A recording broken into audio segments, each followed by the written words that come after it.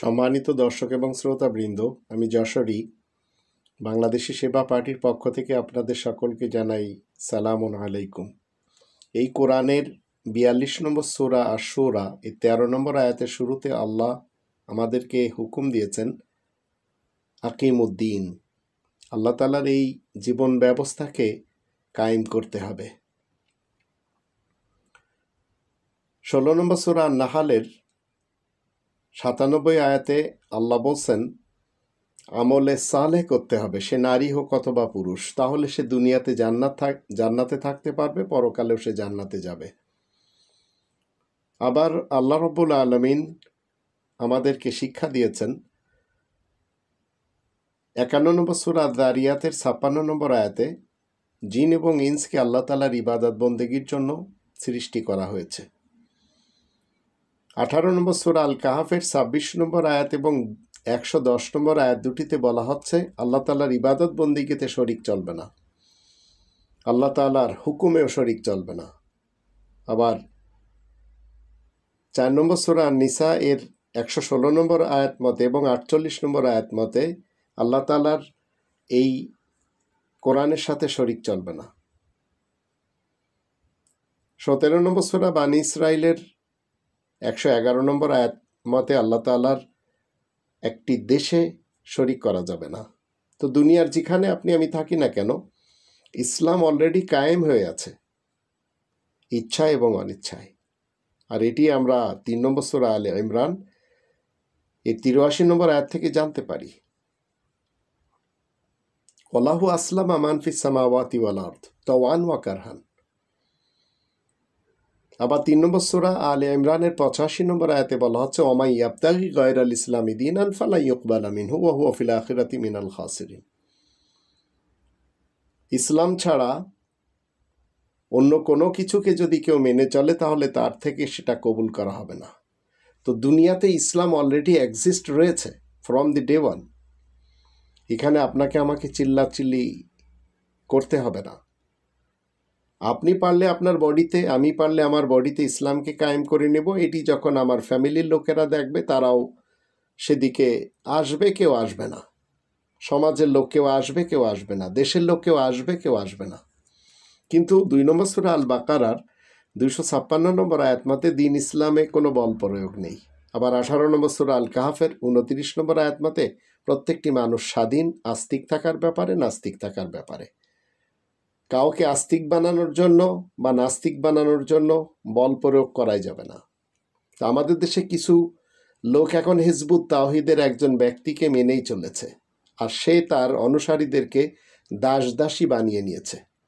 যেমন আবু হানিফা তার অনুসারীদেরকে দাসদাসী বানিয়েছে, তদ্রূপ হিজবুত তাওহীদও। আর এইভাবে সবাই তাদের অধীনস্থদেরকে দাসদাসীতে পরিণত করে দিয়েছে। তা আমরা সেটি করতে পারবো না। আপনাকে এবং আমাকে আল্লাহ তাআলা শান্তির পৃথিবীতে কি করতে হবে? ২১ নম্বর সূরা আল আম্বিয়া এর ১০৫ নম্বর আয়াত মতে ওয়ালাকাদ কাতাবনা ফি জাবুরি মিন বাদি যিকরি আন্নাল আরদা ইয়ারিসুহা ইবাদিয়াস সালিহুন। আল্লাহ তাআলা শান্তির পৃথিবীতে আপনাকে ইবাদিয়াস সালিহুন হয়ে কি করতে হবে? ওয়ারিস হতে হবে। তাই আসুন আমরা এই সকল ভণ্ডদেরকে একপাশে রেখে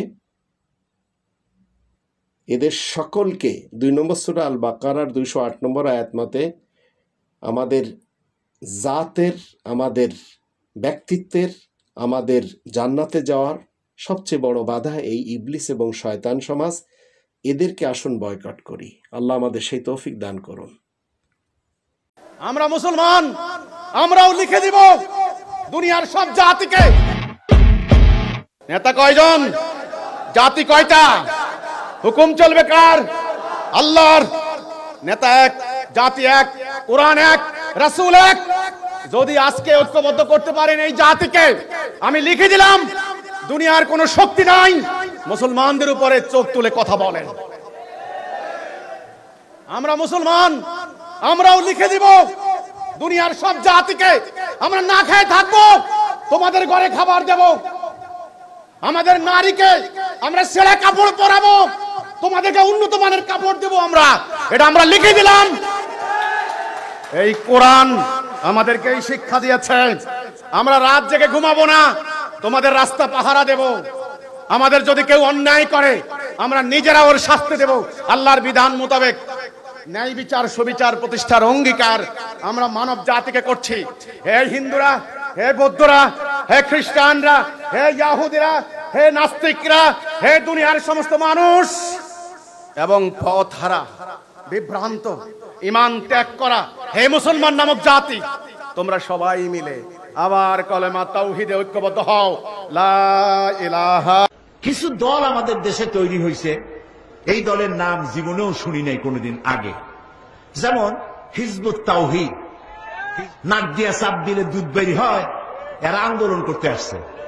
আমরা বুড়ো হয়েছি বাতাস খাইয়া। আগে জেলে যাও, জেল খাটো, দুই একটা শহীদ হোক, তারপর বোঝা আন্দোলনের মজা কি। সুতরাং হিজবুত তাওহীদ, হিজবুত তাহরীর, হরকতুল জিহাদ, জামাতুল মুজাহিদিন, এদের যেখানে বান ধরে পুলিশে সোপর্দ করে দিবেন।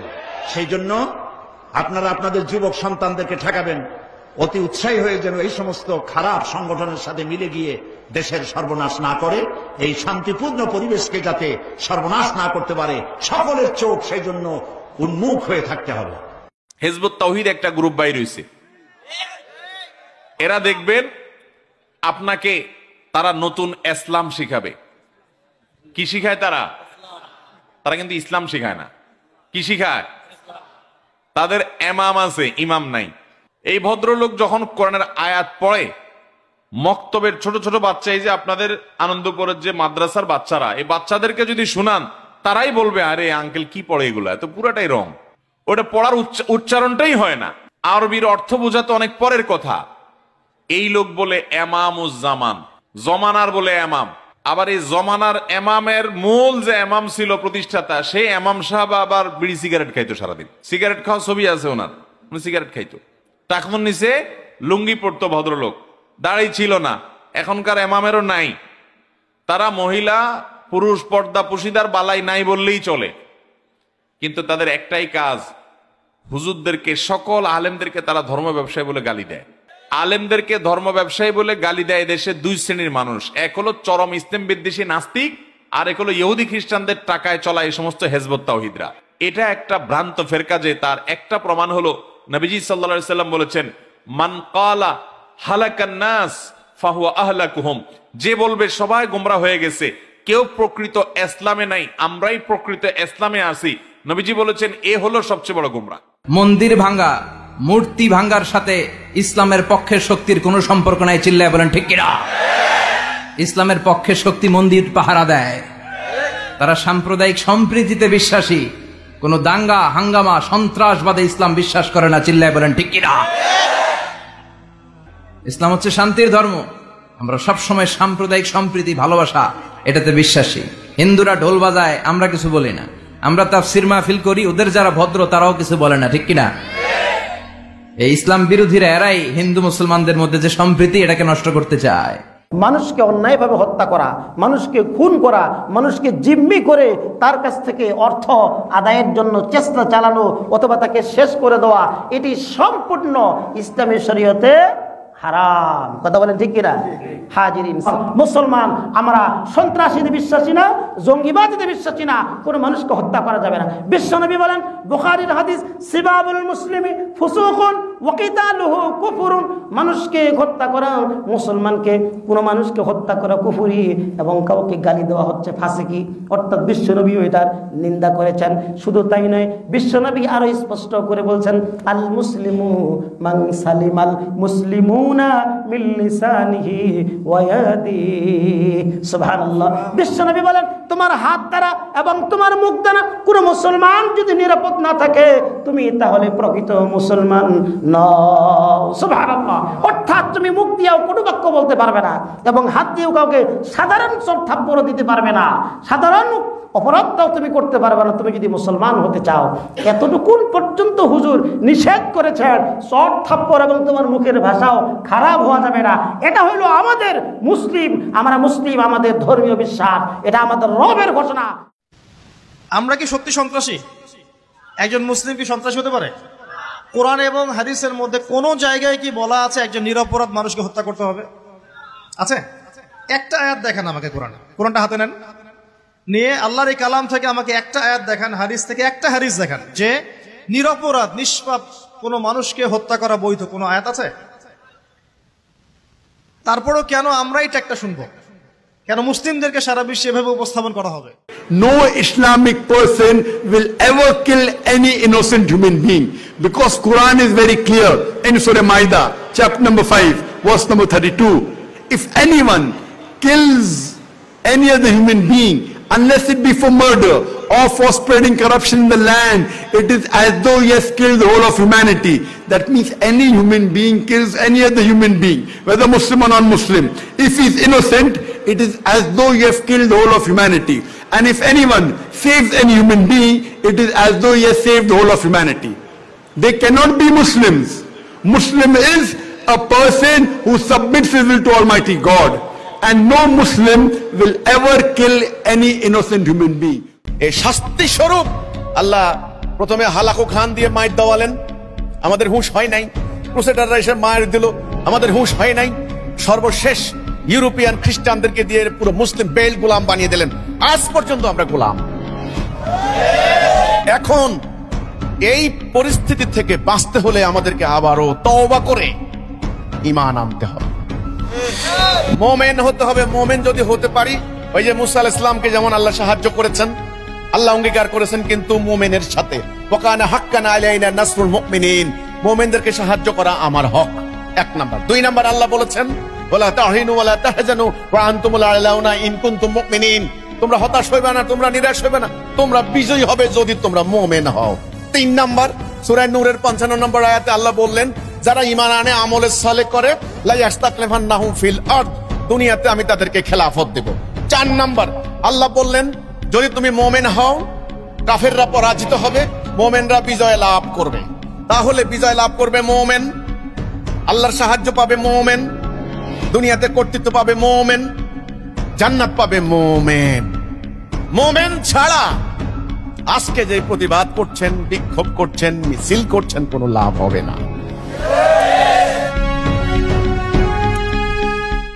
অতি অচিরেই আল্লাহর মনোনীত ইমাম জমিনে বিচরণ করবেন। আল্লাহর মনোনীত ইমামের ডাকে সমস্ত জান্নাতি ফিরকা, সমস্ত মুমিন মুমিনা হামাগুড়ি দিয়ে আসবে, হিমালয় অতিক্রম করে আসবে, পঙ্গপালের মতো আসবে, আল্লাহর মালায়েক চলে আসবে, গগন বিদারী চিৎকারে আবারও আল্লাহর তাওহীদ প্রতিষ্ঠিত হবে, নিপীড়িত নারী পুরুষ মুক্তি পাবে, মানবতা মুক্তি পাবে। হে মানুষ, আমি তোমাদেরকে ডাক দিচ্ছি, আমার আহ্বান শোনো, তোমরা বাঁচবে, তোমরা দিশা পাবে ইনশাআল্লাহ। কোন অ্যাটম বোম তোমাদেরকে ধ্বংস করতে পারবে না, তোমাদের ভবিষ্যৎ ধ্বংস করতে পারবে না। হিজবুত তাওহীদ আল্লাহর মনোনীত, ইনশাআল্লাহ আগামী দিন প্রমাণিত হবে ময়দানে। আল্লাহর বিজয়ের মধ্য দিয়ে আল্লাহ হিজবুত তাওহীদের সত্যায়ন ফাইনালি ঘটাবেন ইনশাআল্লাহ।